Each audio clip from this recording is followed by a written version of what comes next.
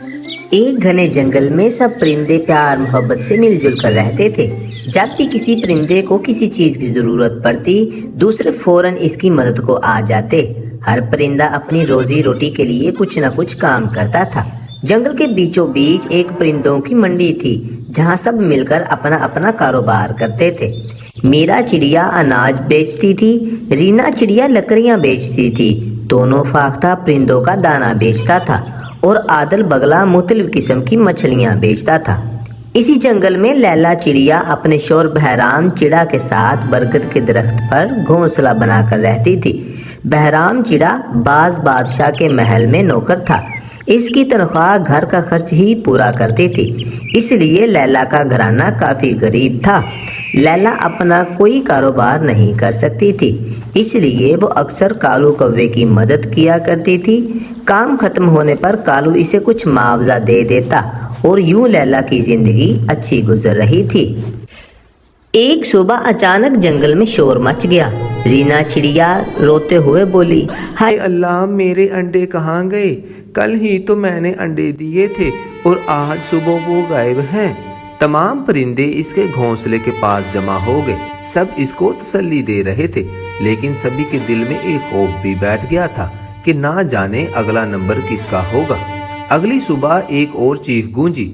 بلبل چڑیا چیخ چیخ کر رو رہی تھی، میرے انڈے بھی چوری ہو گئے۔ اب تو جنگل کے سارے پرندے لرز گئے۔ یہ بات سب سمجھ گئے کہ جنگل میں کوئی چور ضرور گھس آیا ہے۔ سب نے طے کیا کہ یہ خبر بادشاہ تک پہنچائی جائے۔ بادشاہ نے اعلان کیا، جو بھی اس چور کو پکڑے گا، اسے برگد کے درخت پر رہنے کے لیے خاص گھونسلہ دیا جائے گا۔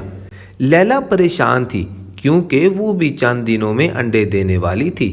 بہرام چڑا اسے تسلی دیتا رہا، فکر نہ کرو، ہم سب مل کر چور کو پکڑیں گے۔ اسی دن بازار میں ایک بڑا سا سرخ تیتر آیا۔ اس کے پاس بہت سارے انڈے رکھے تھے۔ لیلا نے حیرانی سے پوچھا، ارے بھائی، یہ نیا پرندہ کون ہے؟ ہم نے تو اسے پہلے کبھی نہیں دیکھا۔ تیتر نے جواب دیا، میں پڑوس کے جنگل سے آیا ہوں۔ سنا ہے کہ یہاں پرندوں کی اچھی منڈی لگتی ہے، تو سوچا میں بھی اپنا کاروبار کر لوں۔ کچھ پرندے اس پر شک کر رہے تھے، مگر کچھ خوش تھے کہ نیا پرندہ کاروبار میں شامل ہو رہا ہے۔ رات کو جب سب سو گئے تو ایک لومڑی جنگل میں داخل ہوئی۔ وہ ہوا میں سونگتے ہوئے بولی، آج تو بہت سے انڈوں کی خوشبو آ رہی ہے، خوب کاروبار ہوگا۔ لومڑی نے ایک بار پھر انڈے چوری کر لیے۔ صبح ہوئی تو لیلا کے انڈے بھی غائب تھے۔ وہ چپ چاپ کھڑی تھی، مگر اس کی آنکھوں میں دکھ تھا۔ کالو کوے کو لگا کہ بس اب کچھ کرنا ضروری ہے۔ لیلا نے کہا، ہمیں بادشاہ کے سپاہیوں کو بازار لے آنا چاہیے، چور لازماً وہیں ہوگا۔ سب جب بازار پہنچے تو وہ سرخ تیتر نئے انڈے بیچ رہا تھا۔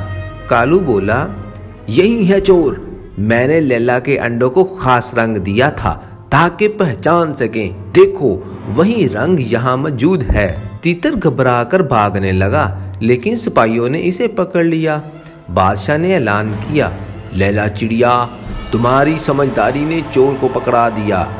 انعام کے طور پر میں تمہیں بڑے برگد کے درخت پر نیا گھونسلہ دیتا ہوں، اور اس تیتر کو میں جنگل سے ہمیشہ کے لیے نکال دیتا ہوں۔ کالو کوے نے تمام چوری شدہ انڈے واپس بانٹ دیے، مگر ایک انڈے کا کوئی مالک نہ آیا۔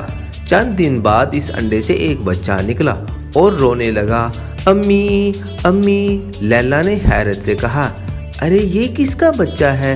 اب تو مجھے ہی اسے پالنا پڑے گا۔ یوں جنگل میں امن و امان دوبارہ قائم ہو گیا۔ مزید ایسی ویڈیو دیکھنے کے لیے ہمارے چینل کو سبسکرائب کریں اور بیل آئیکن کے بٹن کو دبا دیں تاکہ ایسی ویڈیو آپ تک پہنچ سکے۔